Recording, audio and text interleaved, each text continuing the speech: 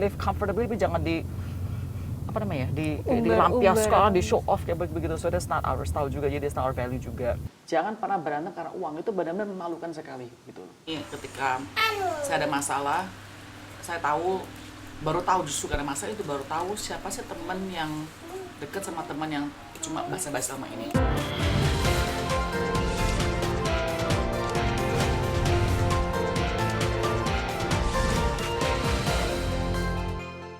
Kali ini saya akan mengajak Anda mengenal lebih dekat keluarga konglomerat Indonesia yang nilai kekayaannya selalu masuk dalam jajaran top orang terkaya di Indonesia. Memiliki berbagai lini bisnis mulai dari properti, perbankan hingga kesehatan. Namun sosok yang satu ini kerap tampil sederhana dan sangat membumi. Saya akan mengajak Anda mengenal lebih dekat dengan Grace Tahir.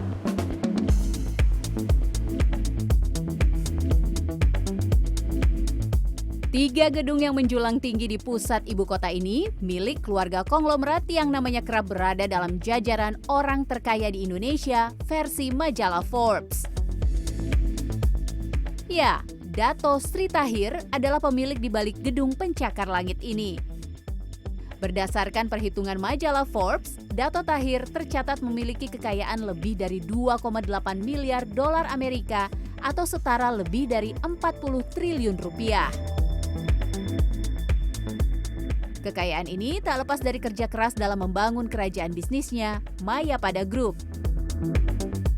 Lini bisnis Mayapada Group pun terbentang panjang, mulai dari jasa keuangan melalui Bank Mayapada, lini media lewat Forbes Indonesia dan MyTV, sementara di lini kesehatan ada Mayapada Hospital dan Mayapada Clinic, serta lini properti dan masih banyak lainnya. Belakangan, keluarga Tahir mencuri perhatian masyarakat. Hey guys, gua adalah Indri Benz. Putri kedua Dato Tahir, yakni Grace Tahir, menjadi perbincangan hangat saat dirinya memparodikan Indra Kents, tersangka penipuan berkedok trading yang gemar memamerkan kekayaan atau flexing dalam sebuah video berjudul Review Private Jet ala Indri Benz. Begini, tas Hermes ratusan juta, murah banget kan? Sontak, video ini pun viral dan telah disaksikan lebih dari 1 juta views melalui channel YouTube pribadi Grace Tahir. Siap-siap nih kita untuk tidur dan menikmati private jet. Terlepas dari video parodi tersebut, sederet posisi penting dijabat oleh perempuan kelahiran 1976 ini. Mulai dari Presiden Direktur Mayapada Healthcare Group, Presiden Komisaris PT Maha Properti Indonesia, hingga pendiri Everest Media. Di balik personanya, sosok Grace Tahir memang kerap tampil begitu apa adanya dan tak neko-neko. Status anak konglomerat yang dilekatkan pada Grace tak membuatnya jumawa dan tak lupa terhadap sekitar. Kali ini, Grace mengunjungi salah satu warung kelontong yang berada di Bilangan, Jakarta Selatan. Udah konglomerat terus ini masih ke warung-warung kecil, kelontongan di gang-gang kecil malah. Oh, bukan lagi belanja sih, betul ngobrol sama pemiliknya seperti Pak Sofian ini, karena kita bikin episode namanya Ramadan Berkah di YouTube kita, di mana kita pengen meng-highlight beberapa UMKM pemilik seperti Pak Sofian yang bukan cuma UMKM biasa doang saja, tapi di mana mereka ada kesusahan pas pandemik ini, tapi at the same time pas lagi susah pun juga mereka masih membantu orang-orang yang lebih susah. Contoh Pak Sofian ini, minyak kan lagi langka, minyak goreng. Dia dapatnya susah juga dan harga juga naik gitu loh, tapi dia tuh nggak mau naikin harga demi membantu orang-orang sekitarnya biar nggak susah buat mereka. Jadi buat saya itu benar apresiasi dan pengen menginspiratif orang-orang, siapapun kita pun itu kita bisa bantu lah, even in the small bit gitu loh. Bentuk kontribusi atau bantuan yang ini kan appreciate ke Pak Sofian. Kita pengen expose orang-orang seperti Pak Sofian di YouTube kita, dan sudah pastinya di behind the scene kita langsung tunjukin nih apa kita bantu mereka, tapi kita pasti akan bantu Pak Sofian dalam bisnis warung ini gitu. Tapi I don't really like to expose that part lainnya gitu. Oke, berarti nanti abis ini kesibukannya kita Ya, masih bisa lihat ya? Mau lihat nggak? Mau Boleh ke kantor nih? nggak? Oke, kita ke kantor bareng ya, Kak Yuk, Grace? yuk, let's go. Oke, thank you. Terima kasih Pak Sofian, salam sukses ya. Sukses terus, sehat selalu. Bu, jalan dulu Bu, pamit. Yuk, Ya Kak Grace, kita langsung let's go.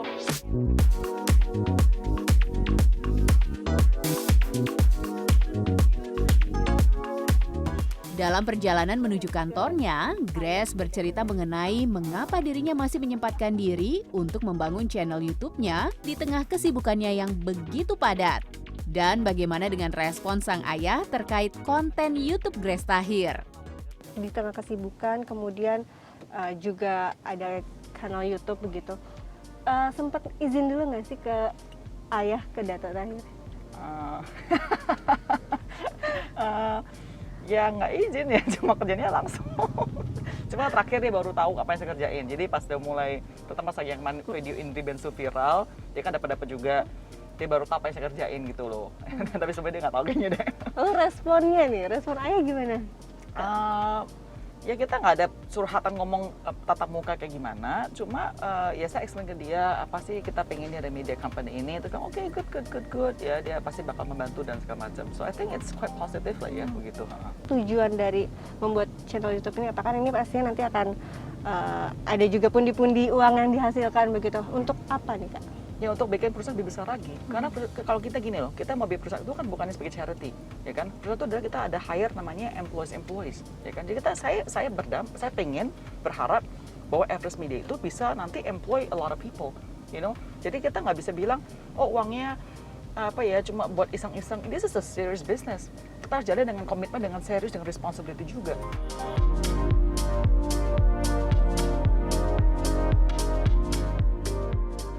Kalau biasanya influencer itu flexing gitu, memamerkan kekayaannya, tapi seorang Grace Tahir yang konglomerat, kalau saya lihat kan ini sederhana, kemudian nggak biasa menunjukkan kan dengan jam mahal, sepatunya juga. Ini yang dipakai juga miliaran nih, jangan-jangan nih Kak Grace. Enggak lah. Apa ya makanya saya susah ngomong karena emang I'm just being who I am gitu loh.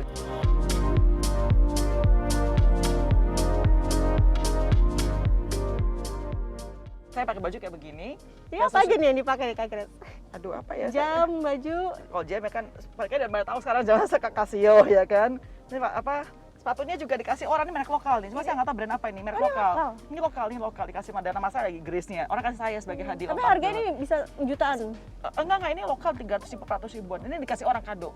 Ya kan, terus di celana unik lo, bajunya apa ya, merek apa, Beams atau something like that, I don't know. Pokoknya intinya saya who I am gitu. Jadi saya boleh pura-pura pada kamu pakai sok-sokan rendah itu enggak. I mean, people know me back then, even now still the same gitu loh, nggak ada yang berubah gitu aja.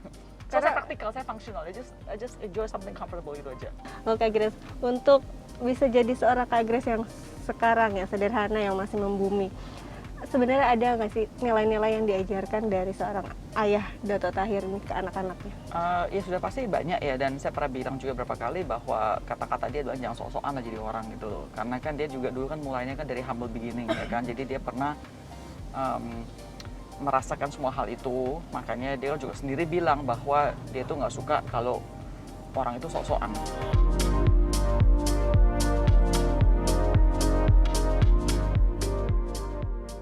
Dan karena dia pernah merasakan di look down ya,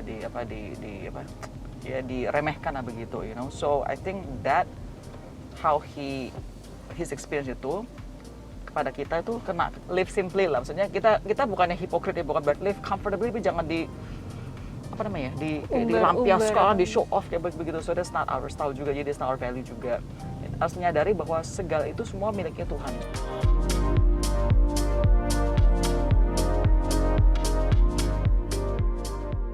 Sumber itu Tuhan, jadi kita jangan sombong merasa bahwa kita tuh bisa tanpa dia gitu loh. Jadi everything that we do itu benar-benar sekali ingat ada Tuhan di atas kita gitu loh.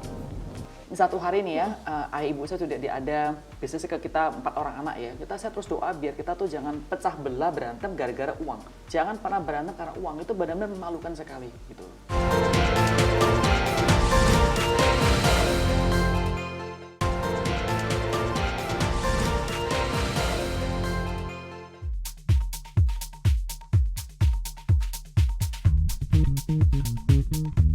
Kerajaan bisnis yang telah dibangun Dato Tahir kini menjadi tanggung jawab besar di pundak anak-anaknya.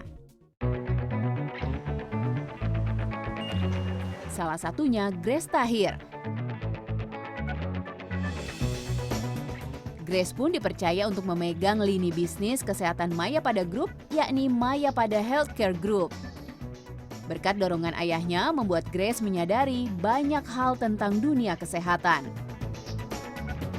Kak Grace ini selalu menyapa staf karyawan di jadi sini. ini para karyawan kita di salah satu pada hospital kita ya di Jakarta. Ya, ini tempat kantor mereka kerja ya, dokter CEO kita di sana nanti kantornya.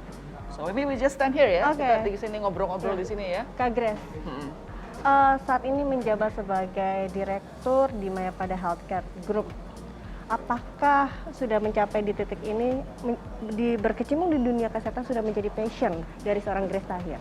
Oke, menurut saya healthcare itu bukannya passion tapi adalah responsibility ya, karena ketika kita membuat satu bidang kesehatan itu benar-benar membantu banyak orang society Indonesia in a very basic need ya kan, tapi juga in a very large scale. Jadi saya nggak bisa bilang passion. I think that is a needed necessity. Kalau kita bisa benar-benar we should do it gitu loh. Apakah ini dorongan dari diri sendiri atau ada kontribusi dari ayah? Dari awal jelas bukan dari dorongan diri saya sendiri, karena saya dimasukin ke dalam dunia healthcare bukannya kemauan saya begitu intinya loh. Tetapi setelah kita dalam dunia ini ya saya benar melihat dampaknya bahwa benar-benar it is very impactful dan benar-benar membantu orang masa life and death gitu. Ini benar-benar life and death, so it is very very important. Oh, ini pandemi. Pandemi ini apakah membuat pandangan atau perubahan pandangan seorang Grace Tahir terhadap bidang kesehatan atau dunia kesehatan? Juga pasti. Pas sebelum pandemik itu kan kita tahu bahwa ada dampak pada life and death pada seseorang ya. Tapi pas pandemik ini benar-benar kita melihat dampaknya secara direct karena masalah COVID itu kemarin. Direct impact-nya you can see. Dia nggak ada kamar langsung bisa meninggal besoknya. You know, so at that moment saya benar-benar merasakan wow, ini makanya harus terus diperjuangkan. Health itu harus terus dinaikkan, diperbesar ya kan di seluruh Indonesia, bukan Jakarta saja gitu. Because this kind of thing can happen again in the future, we don't know.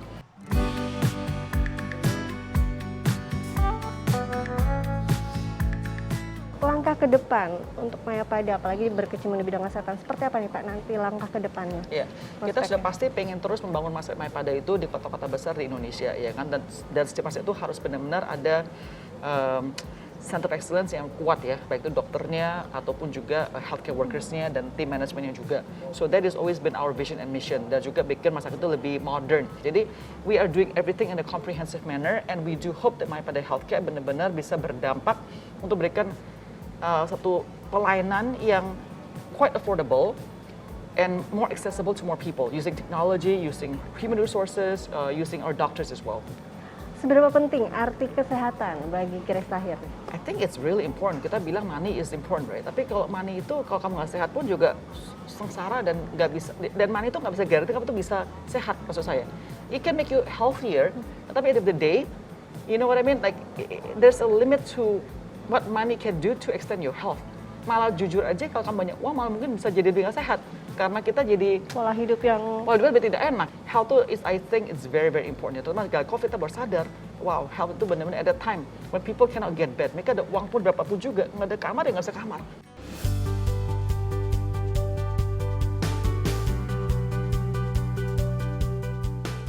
Darah bisnis dari sang ayah, Dato Tahir, juga mengalir ke sang anak, Grace Tahir. Meneruskan kerajaan bisnis sang ayah memberikan tantangan tersendiri bagi Grace.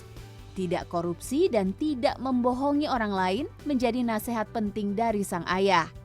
Dan yang paling penting, integritas merupakan hal utama. Kalau ayah sendiri mengajarkan nggak sih, kalau misal bisnis harus seperti ini gitu, yang benar-benar diterapkan? Number one udah paling penting adalah integritas. Itu always the parameter.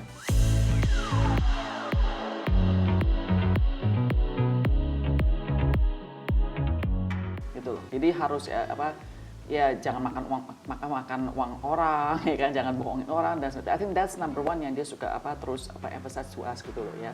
Terus kedua adalah nggak specifically business advice ya, tapi banyak adalah ya tergantung situasi kondisinya.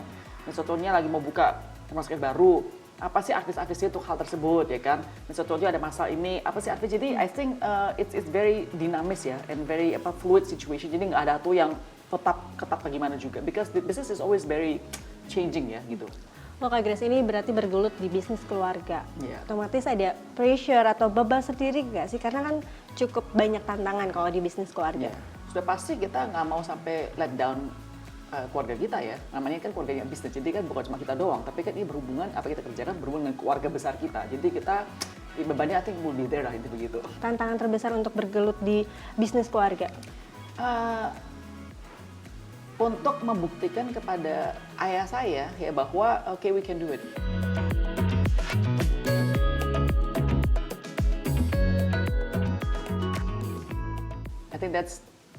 I think itu bukan cuma saya ngomong gitu loh. I think everybody yang do family business, terutama ayah ini yang memulainya, pasti ada that kind of pressure, pasti. Selain Grace, masih ada 3 saudara lainnya yang mewariskan bisnis Dato Tahir, yakni Victoria Tahir, Jen Tahir, dan Jonathan Tahir. Grace pun bercerita mengenai bagaimana hubungannya dengan 3 saudara kandungnya dan prinsip yang dipegang saat menjalankan bisnis keluarga. Hubungan dengan saudara-saudara lain ini kan very good, we're very close. Kadang suka kalau ada bisnis kan ada beda pendapat. Ini kita ada pendapat nggak apa-apa loh ya, that's normal, and I think you should ya, nggak bisa semua tuh always agree, Yes. you know what I mean? Tapi yang penting adalah kita tuh nggak berantem. Dan itu betul juga saya punya doa pribadi, biar satu hari nih ya, ayah ibu saya sudah ada bisnisnya ke kita 4 orang anak ya, saya terus doa biar kita tuh jangan pecah belah berantem gara-gara uang.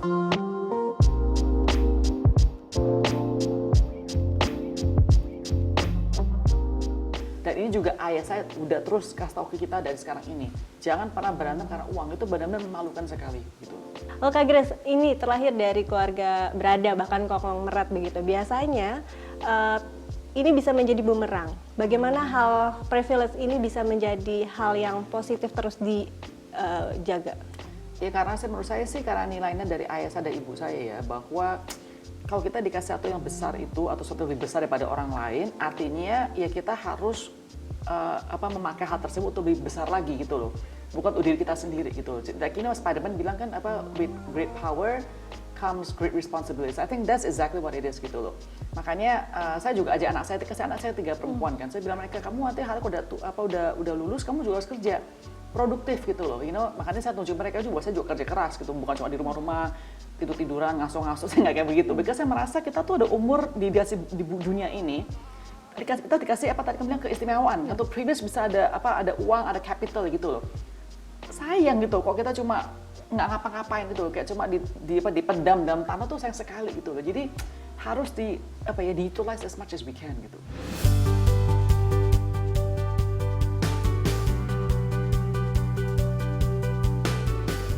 Grace menyadari privilege yang diperolehnya harus dimanfaatkan sebaik-baiknya dan berdampak bagi sekitar. Namun dengan keistimewaan tersebut bukan berarti bisa membuat Grace berpangku tangan. Pembuktian kepada sang ayah adalah tantangan terbesar bagi dirinya. Ketika saya ada masalah, saya baru tahu justru karena masalah itu baru tahu siapa sih teman yang dekat sama teman yang cuma basa-basi sama ini.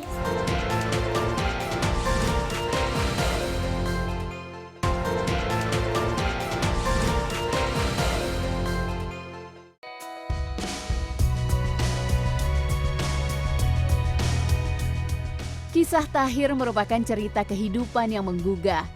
Meski bukan berasal dari keluarga kaya raya, perjalanan hidupnya dipertemukan dengan sang istri, Rosi Riyadi, yang merupakan putri konglomerat Mohtar Riyadi, pemilik Lipo Group. Tahir pun menyadari fakta antara dirinya dengan keluarga istrinya berada di level yang berbeda. Menikah dengan anak konglomerat tak serta-merta memuluskan perjuangan pria kelahiran 1952 ini menuju puncak kesuksesan. Pasalnya, Mohtar Riyadi melarang Tahir untuk bekerja di semua perusahaan yang ada di jaringan bisnis Lipo Group. Saya jujur aja karena dari pertama saya nikah, the first week, saya udah dipanggil Pak Mohtar. You tidak boleh kerja di grup saya. Saya bilang begini, saya bilang, it's okay. Saya bilang Pak Mohtar, jelas. One day, I'll beat you. Dalam buku autobiografi Tahir yang berjudul Living Sacrifice, Tahir ingat pesan orang tuanya bahwa kehormatan itu datang dari kerja keras, jangan bercita-cita dikasihani orang.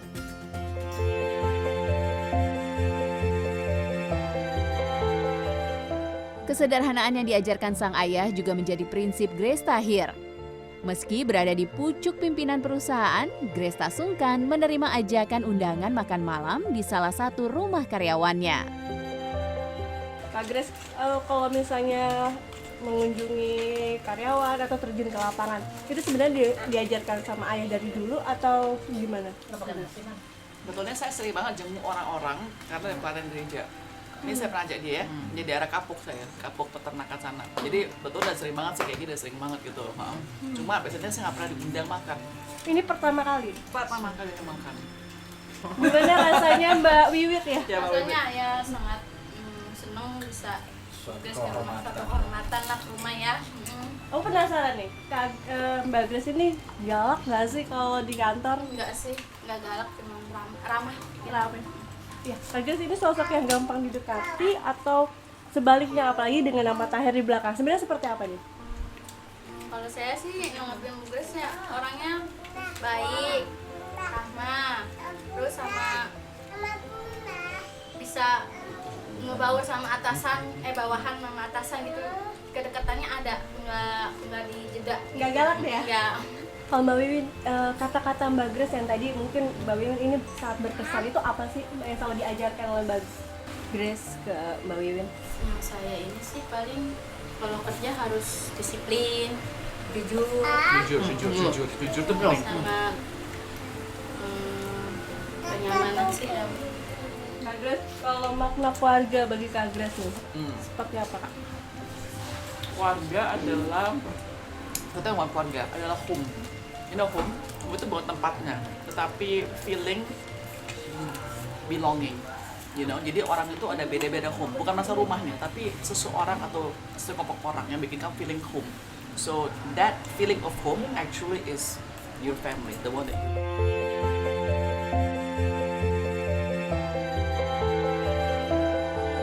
Support system yang paling mempengaruhi sosok Grace Tahir saat ini?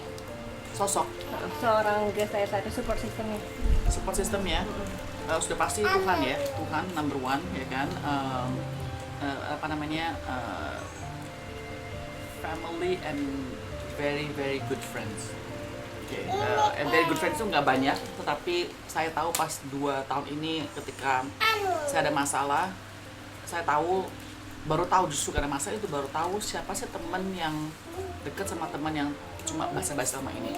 Jadi saya tipenya juga sama seperti Tahir. Kalau ada orang baik sama kita pasti ingat seumur hidup gitu. Yang kita bisa apresiasi gitu. Yang menurut saya ya, kayaknya tipenya bukan yang gampang lupain orang kalau dia pernah menunjukkan satu hal seperti demikian gitu. So I really appreciate people. So makanya saya bilang Wiwit ya, mungkin dia pikir dia nggak sadar, tapi saya ingat setiap kali datang itu dia yang paling senyum, paling suka senyum kayak pagi-pagi, ya kan Wit? Iya. Dan saya sekali mau pulang sama dia, saya bilang gini, Wit hati-hati ya, saya mau gitu ke kamu kan, gitu. Saya ingat gitu. Kak Grace memaknai kaya itu menurut Kak Grace itu apa dan bahagia? Oke, saya pasti milih bahagia. Bahagia itu susah dicari gitu nih, karena bahagia itu bukan masalah happy ya, happy itu cuma sebentar doang, happy. Tapi bahagia itu satu yang mendalam sekali, dimana walaupun situasi tidak baik, kamu bisa tetap bahagia itu adalah yang paling susah dicari. Dan banyak orang tidak bisa menemukan hal tersebut.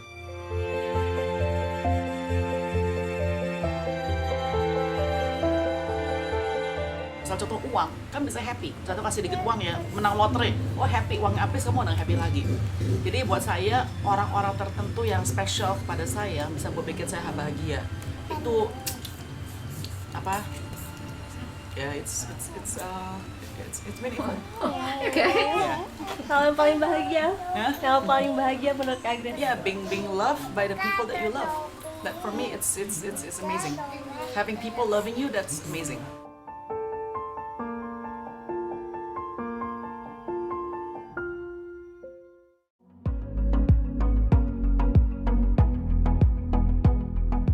Nilai jujur, disiplin, kerja keras, dan tidak sombong, segelintir nilai yang dipegang oleh Grace.